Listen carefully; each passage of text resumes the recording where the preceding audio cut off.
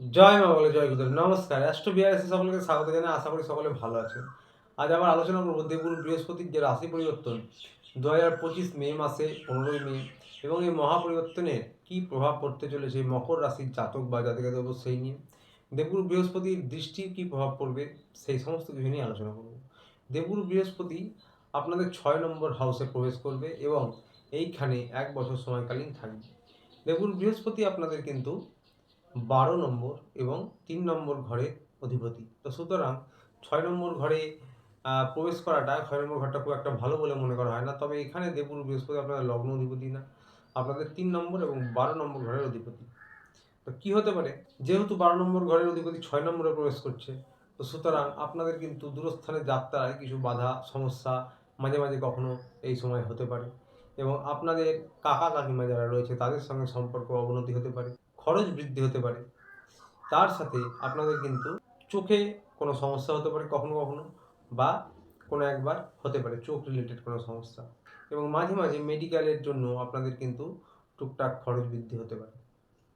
আপনাদের ৩ নম্বরের অধিপতি, তো সুতরাং এই সময় আপনাদের পরাক্রম কিন্তু কম হতে পারে, অর্থাৎ আত্মবিশ্বাসের অভাব হতে পারে কখনো কখনো, মনে সংশয় হতে পারে কোনো বড় কাজ করতে গিয়ে, বা যে কোনো ক্ষেত্রে আপনাদের কিন্তু লো কনফিডেন্ট হতে পারে এবং আপনাদের যারা ভাই বোন রয়েছে তাদের সঙ্গে সম্পর্ক মিশ্র হতে পারে, বা মাঝে মাঝে মতান্তর, মানসিক দূরত্ব এগুলো কিন্তু থাকবে। আপনাদের মধ্যে একটা এনার্জি লেভেল মাঝে মাঝে কম হবে, এনার্জি লেভেলটা কিন্তু মাঝে মাঝে কম হতে পারে এবং আপনাদের কাঁধ, কান, গলা এই রিলেটেড কিন্তু কোনো সমস্যা মাঝে মাঝে ভোগাতে পারে।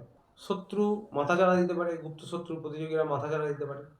তবে আর একটা বিষয় বলার, যে যেহেতু দেবগুরু বৃহস্পতি একটা শুভ গ্রহ, তো সুতরাং শত্রু প্রতিযোগী মাথাচাড়া দিলেও তারা বিশেষ কোনো বড় সমস্যা তৈরি করতে পারবে না এবং আপনাদের রোগ, যেমন বললাম আমি, কাঁধ, কান, গলা রিলেটেড কোনো সমস্যা হতে পারে এবং বদহজম, পেট রিলেটেড কোনো সমস্যা, হরমোনাল কোনো সমস্যা হতে পারে এবং ওজন বৃদ্ধি হতে পারে।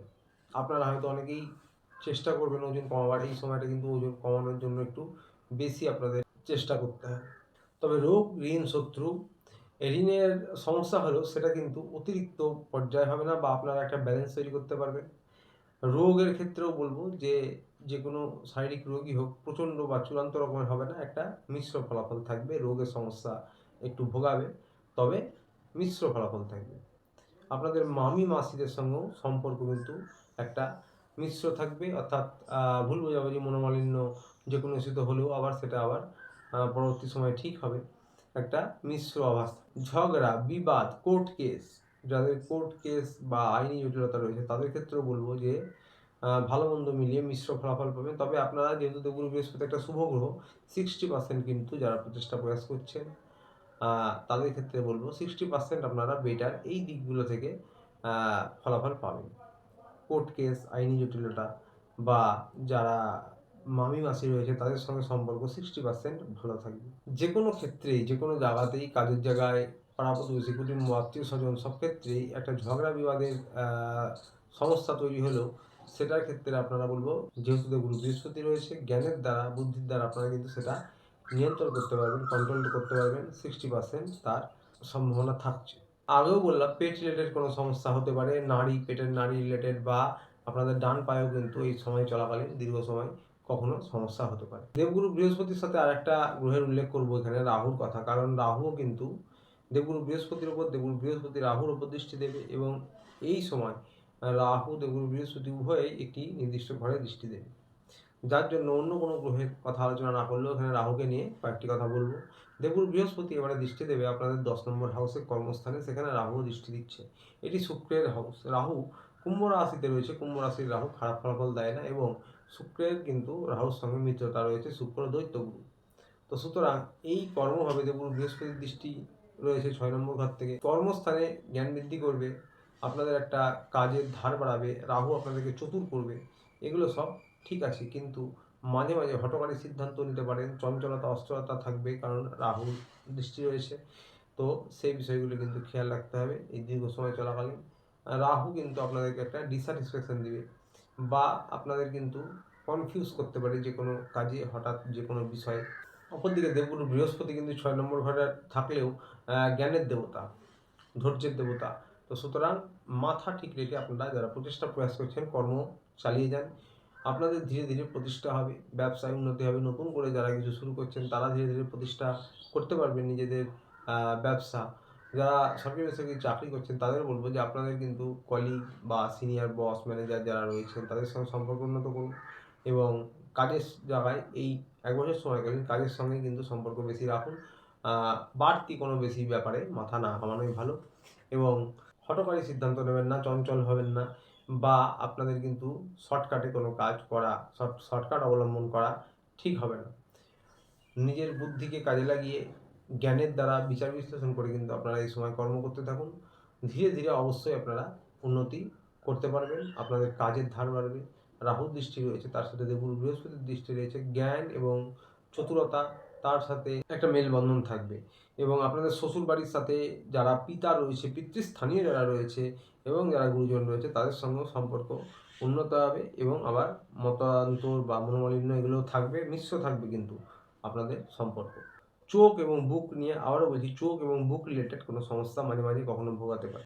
এরপরে দেবগুরু বৃহস্পতি নিজের ঘরে দৃষ্টি দিচ্ছে, নিজের ঘরকে কিন্তু কখনোই খারাপ করবে না। 6 নম্বর থেকে 12 নম্বর ঘরে দৃষ্টি দিচ্ছে, এটা দেবগুরু বৃহস্পতি নিজস্ব ঘর। তো সুতরাং এই দৃষ্টির ফলে কিন্তু আপনাদের বিদেশ যাত্রা, দূরস্থান যাত্রা, যদিও 6 নম্বর ঘরে আছে বলে কোথাও যাত্রার জন্য কিন্তু বাধা সেটা কিন্তু হয়ে থাকে।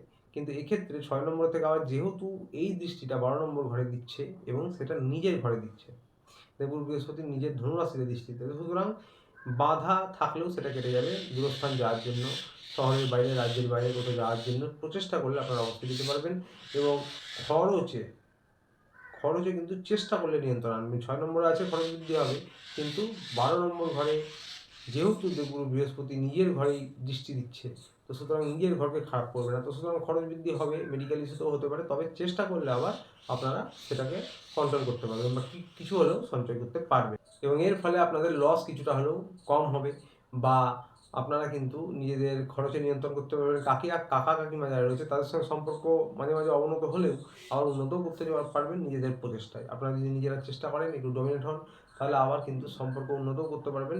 অর্থাৎ মিশ্র ফলাফল থাকছে 6 এবং 12 কানেকশন, কিন্তু যেহেতু 12 ঘরটা দেবগুরু বৃহস্পতি নিজে, তাই মিশ্র ফলাফল থাকছে। ঘুমের অসুবিধা হতে পারে, শয্যা সুখে একটু সমস্যা হতে পারে কখনো কখনো এবং দেবগুরু বৃহস্পতি কিন্তু এরপরে দৃষ্টি দেবে 2 নম্বর ঘরে। 2 নম্বর ঘরটি হচ্ছে আপনাদের লগ্ন অধিপতি, রাশি অধিপতি শনিদেবেরই ঘর এবং এই 2 নম্বর ঘরে রাহু প্রবেশ করে গেছে। কুম্ভ রাশিতে রাহু খারাপ ফল দেয় না এবং তার উপর দেবগুরু বৃহস্পতির দৃষ্টি। তো চেষ্টা করলে খরচ বাড়ার সাথে সাথে আপনারা অর্থ সঞ্চয় করতে পারবেন, ব্যাংক ব্যালেন্স কিছু হলেও করতে পারবেন। পুরোপুরি সফলভাবে সঞ্চয় না করতে পারলেও কিছু অন্তত করতে পারবেন অবশ্যই। আর্থিক পরিকাঠামো ভালো হবে, টাকার ফ্লোয়িং মোটামুটি ভালো থাকবে। যারা ব্যবসায়ী রয়েছেন, সরকারি বেসরকারি যারা চাকরি করছেন তাদেরও প্রমোশন পদোন্নতি হতে পারে, তবে হ্যাঁ মাঝে মাঝে বাধা থাকবে। সিনিয়র কলিগ, বস ম্যানেজারের সঙ্গে সম্পর্ক উন্নত করতে হবে, এটা আগেও বললাম এবং নিজের মনকে স্থির রেখে কর্মে এগিয়ে যান। যে কোনো ফিল্ডে আপনি কাজ করুন না কেন, ব্যবসায়ী হন না কেন, তবে কিন্তু আপনারা মোটামুটি 1 বছর সময় চলাকালীন একটা ভালো পরিস্থিতির মধ্যে দিয়ে কাটাতে পারবেন। কারণ মন চঞ্চল অস্থির হতে পারে, রাহু রয়েছে, হঠকারী সিদ্ধান্ত নেবেন না, শর্টকাট অবলম্বন করবেন না এবং শারীরিক কী কী সমস্যা হতে পারে তা আমি আগেই বলেছি। প্রতিবেশী, কুটুম্ব, আত্মীয় স্বজন তাদের সঙ্গে একটু বুদ্ধি বিচার করে আপনাদের সম্পর্ক এগিয়ে নিয়ে যেতে পারে। মাঝে মাঝেই কিন্তু কথা কাটাকাটি, মনোমালিন্য, মানসিক দূরত্ব হতে পারে, আবার সেটা ঠিকও হতে পারে। তো সুতরাং মিশ্র ফলাফল থাকছে, পুরোপুরি পজিটিভ বলা যাচ্ছে না, আবার পুরোপুরি নেগেটিভও নয়। প্রতিকার নিয়ে বলবো, যারা মকর রাশির জাতক জাতিকা রয়েছেন আপনারা শনি মন্দিরে গিয়ে পুজো দেন, সপ্তাহে একদিন, না হলে মাসে যে কোনো একদিন অন্তত দিন এবং যারা বজরংবলীর ভক্ত রয়েছেন তারা হনুমান মন্দিরে গিয়ে মাসে অন্তত একদিনও পুজো দেন। মঙ্গলবার, শনিবার নিরামিষ খেতে পারেন, মঙ্গলবারও যে বার পুজো দেবেন নিরামিষ খেতে পারেন। বাড়িতে রোজ হনুমান চালিসা পাঠ করতে পারেন এবং ওম প্রাং প্রিং প্রং শনিশ্চরায় নমঃ, এটি শনিদেবের বীরমন্ত্র, এটিও 108 বার কর্মণে জপ করতে পারেন। বাড়ির ছাদে বা উঠোনে এলাকায় কারো কাক থাকলে তাদেরকে কিছু খাওয়ার দিন, অত্যন্ত ভালো প্রতিকার হবে। তো আসছিল পর্যন্ত ভিডিওটি ভালো লাগলে চ্যানেলটি অবশ্যই লাইক সাবস্ক্রাইব করে পাশে থাকবেন। দেখা হচ্ছে আবার পরের ভিডিওতে। ভালো থাকবেন, সুস্থ থাকবেন, নমস্কার।